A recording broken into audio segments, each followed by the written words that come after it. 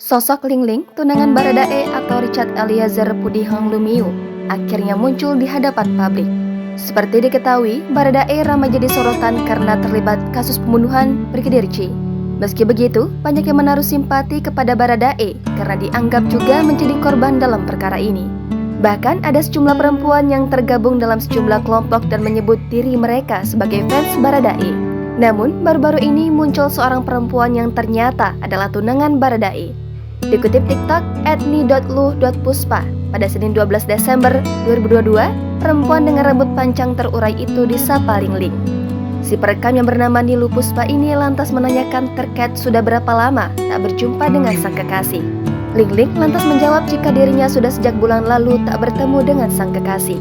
Lebih lanjut, Lingling juga memberikan dukungan kepada sang kekasih yang terlibat kasus pembunuhan Yosua. Seperti diketahui, tunangan Baradae ini kini tinggal dan bekerja di Jakarta.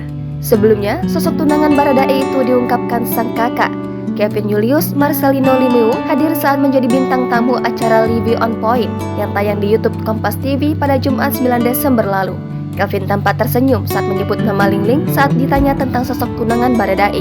Kelvin mengaku kenal dengan calon istri sang adik, bahkan rencananya Baradae akan meminang Lingling tahun depan. Meski jarang berkomunikasi dengan Lingling, namun Kelvin mengaku hubungannya dengan calon ipar cukup baik. Bahkan Lingling selalu mensupport Baradae yang kini tengah menjalani persidangan kasus pembunuhan Yosua. Lingling, kenal nggak Kelvin? Kenal. Rencananya mereka kapan mau nikah? Sudah ada rencana belum sebelum kasus ini? Atau baru tunangan? Rencana nikah